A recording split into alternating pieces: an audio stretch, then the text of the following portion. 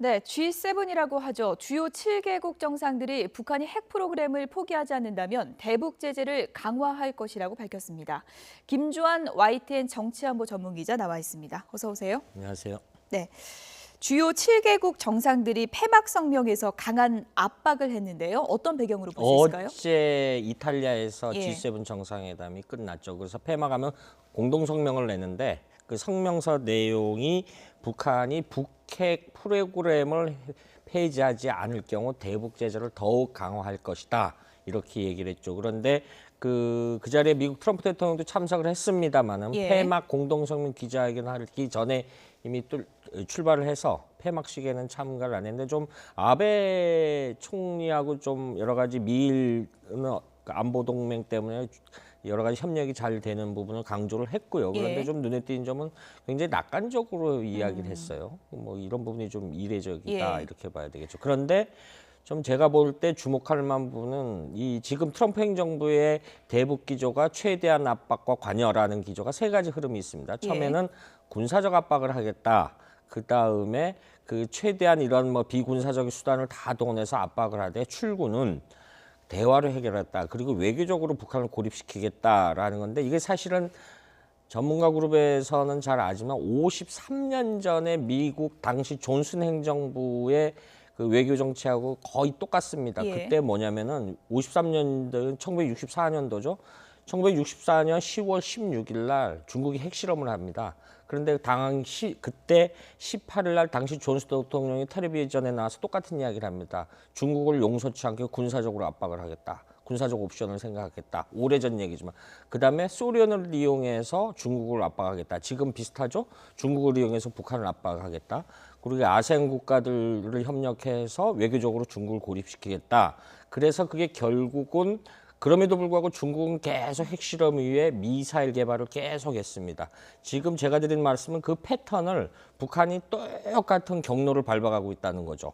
핵실험을 어느 정도 완성 단계에 놓고 그걸 운반체 수단을 계속 한다라는 거죠. 예. 그래서 1972년도 그 유명한 대땅뜨가 이루어져서 1979년도에 미중 정상회담을 하는데 예. 중요한 거는 1975년도에 둥펑4라는 ICBM을 중국이 성공을 합니다. 미국 동부까지 타격하는 거. 그런데 이 과정이 53년도의 과정과 지금을 딱 갖다 붙여놓고 보면 너무나 과정이 똑같고 미국의 대북 핵 정책도 너무나 과정이 예. 똑같아. 이런 부분을 좀 이 북핵 문제의 이해를 돕기 위해서 설명을 드리는 겁니다. 그러니까 트럼프 미국 대통령 되면 대북 정책이 상당히 달라질 것이다라고 했는데 기존과 크게 달라진 게 그렇죠. 어떤 얘기인가요? 이런 것이 그러니까 어떤 경로 우정성 그런데 이것이 그럴 수밖에 없는 한계가 있죠. 사실은 북핵 문제는 어느 누가 와도 솔로몬이 와도 솔로몬 과거 솔로몬 대왕이 와도 못 푼다라는 예. 이야기를 했습니다. 굉장히 중요한 고차 방정식인데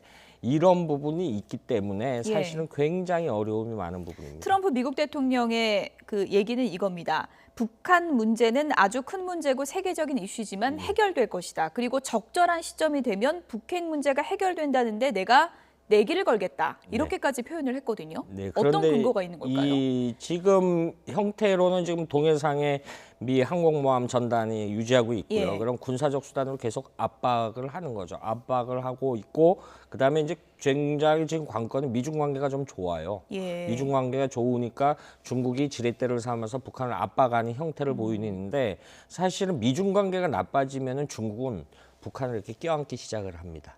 이런 모습이 그게 사실은 그게 패턴이 1993년도 1차 북핵 위기 이후에 그 패턴이 이렇게 우리 쉽게 말해서 주가 흐름표처럼 고점으로 갔다 저점으로 이런 패턴을 보이고 있죠.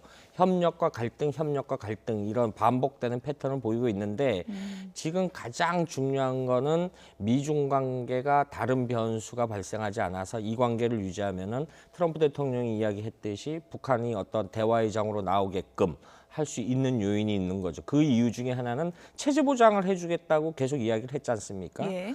그런 부분이기 때문에 나오게 하고 있는데 그것이 좀 빠르면 좋은데 무한정 갈 수는 없다. 이런 또 한계점이 있는 거죠. 지금 뭐 G7에서 기사 나오는 거 보면 기후협약이나 이런 문제 관련해서는 G7하고 뭐 트럼프가 안에서 상당히 좀 이견도 있었다고 하는데 네. 미중 관계만 보면은 지금 협력이 좀 잘 되고 있다는 말씀이시죠? 그렇죠. 지금 예. 미중 관계 큰 틀은 사실은 미국이 지금 마이클 폴린이라든가 그 여러 가지 중국 전문가들이 사실은 그 외교 고문으로 있는데 예. 허드슨 연구소라는 곳이 굉장히 중추적인 역할을 합니다. 전통적으로는 뭐 랜드 연구소나 브루킹스 같은 데가 있었는데 예.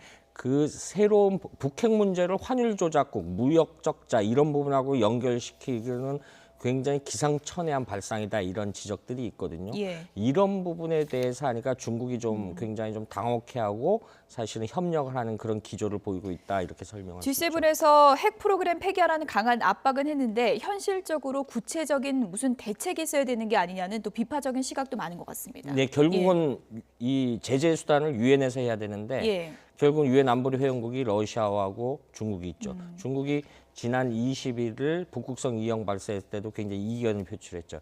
결국은 중국과 러시아의 협력인데 러시아가 G7에 참석을 못했어요. 그러니까 러시아 포함하면 G8 시대죠. 그렇죠. 2014년 우크라이나 사태 이후로 참석을 서방 국가들이 이렇게 왕따시키는 현상이 벌어지는데 이런 와중에서 러시아가 과연 협력할까라는 의구심도 현실적으로 들고 있다 이렇게 볼 수 있는 거죠. 북한이 이런 분위기에서도 또 어제 미사일 발사했잖아요. 네. 왜 이렇게 미사일을 요즘 계속 발사하는 걸까요? 지금 문재인 정부 출범 이후 굳이 따지면 세 번째가 되죠. 세 번째가 되는데 아무래도 본인들은 기술력을 최대한 확보를 해야 된다. 그러니까 이 기술력을 확보하기 위해서 대화라는 것은 분위기가 계속 바뀔 수 있는 게 이 기본 줄기인 핵과 미사일 능력을 자기들이 갖춰야지만은 김정은이 지난 2016년 1월 신년사에 했던 자강력 제주다. 그러니까 자강, 스스로 힘을 키우는 것이 제일 중요하다라는 걸 때는 그 기본 원칙 하에서 계속 멈추지 않고 주변 정세에 상관없이 계속 이끌어가는 거죠. 그런데 미사일을 최근에 발사했을 때 김정은이 계속 참관을 하지 네, 않았습니까? 그런데 어제 발사 당시에는 표정이 좀 전보다는 어두웠다. 뭐 이런 분석도 있던데 저희가 그래픽으로 준비했는데 좀 잠시 보실까요? 오늘 표정하고요. 지난 21일, 지난 14일 표정을 보면 오늘 표정은 그렇죠. 뭐 오늘 나온 거긴 하지만 어제 표정이겠죠? 네. 조금 불안하기도 해 보이고요. 좀 예. 실망스러운 표정인데 사실 예. 준비가 됐는지 모르겠습니다.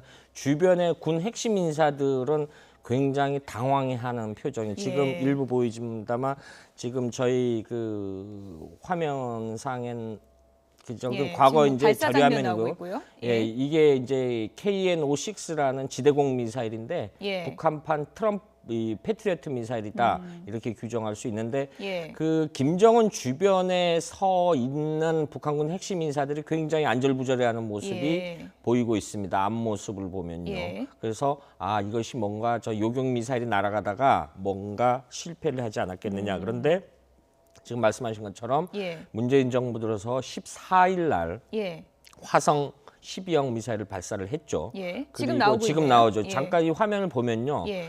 그 화면상 김정은 오른쪽에 저 하얀 종이 같은 걸 들고 있는 인사가 오금철이라는 북한군 총참모 부참모장인데 예. 그리고 맨 왼쪽에 이병철 군수공업부 제1부부장의 굉장히 당황해하는 모습 보입니다. 이 이병철이라는 인물은 과거 북한군 공군사령관을 지낸 인물인데 예. 이 북한군의 이 공군 수뇌부들이 거기 서 있는데 굉장히 당황해하는 모습이 뭔가 계획대로 안 염려됩니다. 됐다는 그런 그렇죠. 얘기일까요? 이게 뭐 실패를 예. 했다거나 가다가 뭐가 어떻게 뭔가 잘못됐다거나 이제 제일 관심 봐야 될 것은 내일 북한 매체들이 오늘 노동신문을 사진 공개했습니다만 동영상으로 예.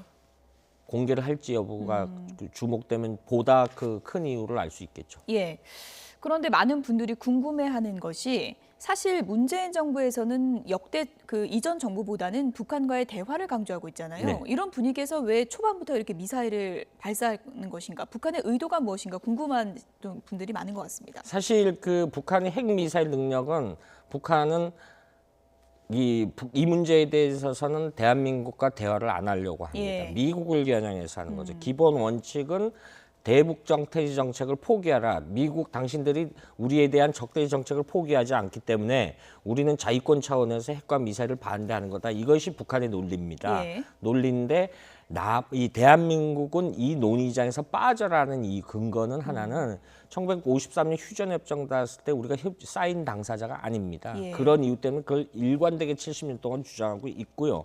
그럼에도 불구하고 문재인 정부 들어서서 14일, 21일 굳이 어제 발사한 것까지 넣으면은 세 차례 가서 하는데 어떤 테스트 성격도 있는 것 예. 같아요. 우리가 어떤 반응을 보일까. 근데 처음에 14일 날 문재인 대통령이 굉장히 강한 어조로 이야기하지 않습니까? 그랬죠. 이 어떤 남북 관계라든가 대북 대화는 북한이 지금 이런 군사 도발을 계속하는 한 하지 않겠다. 역설적으로. 그리고 예. 우리의 응징 능력도 강화하겠다라고 하는 차원인데 또 다른 문제는 앞서 제가 설명드렸듯이 기술적인 자기들의 성능을 확충시키기 위한 어떤 다분히 기술적인 이유 때문에 실전 배치를 목전에 둔 이런 거기 때문에 그 부족한 부분을 보완하기 위해서 계속 그 예. 시험 발사를 한다 이렇게 볼 수 있는 그런데 거죠. 미사일 시험 발사는 계속되고 있는데 뭐 몇 달 전부터 계속 예의주시했던 게 핵실험이나 네. ICBM 발사 여부 아니겠습니까? 이런 핵실험 도발은 또 자제하는 그런 모습인데 그렇죠.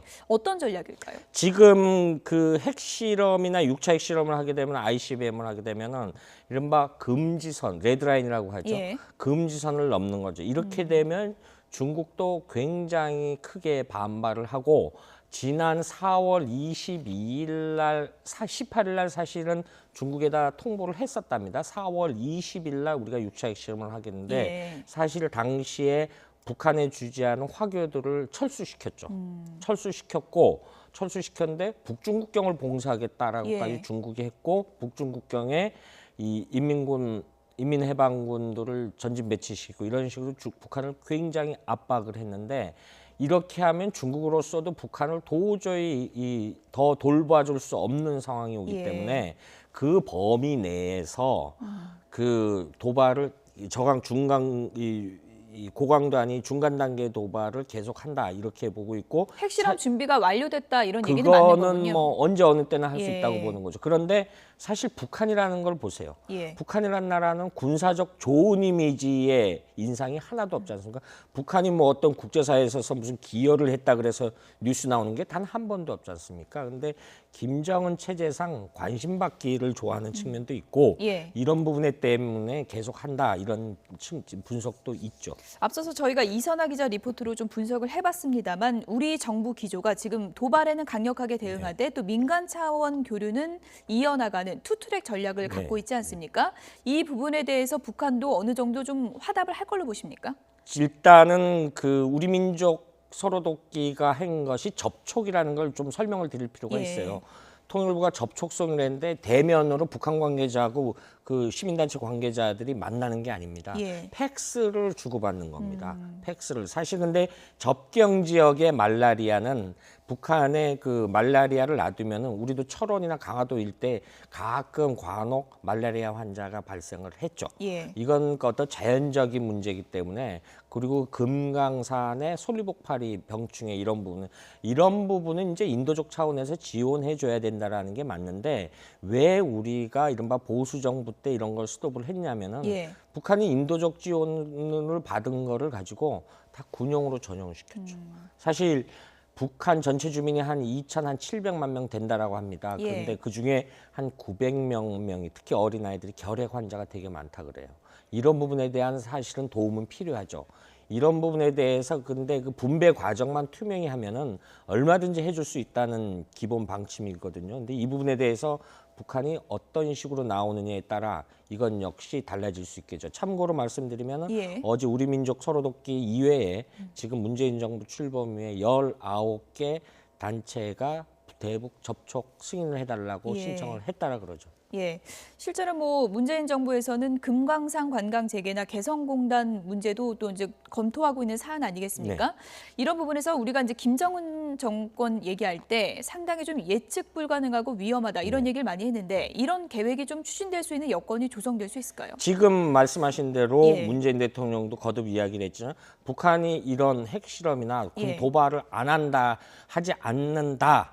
않는 한이라는 전제 조건이 돼 있죠. 그런데 미사일 발사는 포함이 되는 걸까요? 어떻게 되는 겁니까? 그것도 포함이 예. 되죠. 왜냐하면은 미사일 발사 문제는 2006년부터 안보리에서 거리에 상관없이 무조건 이거는 안보리 결의안 위반입니다. 예. 위반 사항인데다가 사실은 우리 정부가 금강산 관광 재개와 개성공단 재개라고 이야기를 안 했습니다. 이 부분은 좀 명확히 할 필요가 있는데 왜냐하면은 대북제재에서 국제사회 대북제재에서 북한은 그걸 자꾸 열어달라고 합니다. 그런데 거기를 하면은 돈이 현금이 오가죠. 북한의 생명줄을 연장시켜주는 꼴이 예. 되는 거죠. 이건 역시 우리 이 문재인 정부로서 전제 조건이 있는 겁니다. 마치 기조를 그 방향으로 잡고 예. 그 추진하는 건 아닌 것 같고요. 예. 이런 부분이 좀 어떤 국제사회 공조했고 어쨌든 우리 정부 역시 대북 정책의 큰 기조는 이제 다음 달 말 워싱턴이나 미국에서 어쨌든 한미 정상회담이 열리지 않습니까? 이 부분에 대해서 미국과 협의하에서 그때 보면 우리의 구체적인 어떤 대북 정책이 드러나지 않을까 이렇게 전망해 볼 수 있는 거죠. 네, 뭐 이제 한미 정상회담 얘기를 하셨으니까요. 이미 뭐 특사도 미국에 다녀왔고 네. 이런 뭐 결실도 있긴 했지만 트럼프 정부와 우리 정부의 그 대북 정책 그 궁합이라고 할까요? 그런 기조가 잘 맞을 것인가 우려하는 시각도 좀 있는 것 같습니다. 지금 이제 그 예. 우려의 시각은 과거에 안 맞았어요. 안 예. 맞았는데 뭐가 안 맞았냐면 우리는 사실은 이제 노무현 정부에는 사실 미국과 김대중 정부, 노무현 정부 때 미국은 공화당 정부 잘 아시지만 공화당 정부는 좀 보수성이 있지 예. 않습니까? 이 궤가 사실 우리하고는 좀 잘 안 맞는 경향이 있었죠 과거에. 예. 그러니까 그 우리가 보수 정권 들었을 때 미국 민주당 정부가 들어섰고요. 지금 역설적으로 또 반대 현상이 나니까 그렇기 때문에 과거에 그랬으니까 앞으로도 그렇게 될 것이다라는 거는 좀 지나친 예단인 것 같습니다. 예. 그럼 공통되는 부분이 더 많을 거라고 보시는 건가요? 지금 맞춰가야죠. 그래서 예. 특사단도 갔다 왔고 사전 주의를 했고 어떤 실무라인에서 지금 어떤 의제를 굉장히 많이 논의하리라고 봅니다. 예. 그리고 그 왜냐하면 또 한반도 북핵 위기 상황이 엄중하기 때문에 그 우리 역시 그렇고 미국 역시 그렇고 이 부분에 대해서 한미 공조를 강화해야 된다 이런 식으로 의견을 내놓을 가능성이 굉장히 높죠. 네, 여기까지 듣겠습니다. 김주환 YTN 정치안보 전문기자였습니다. 고맙습니다.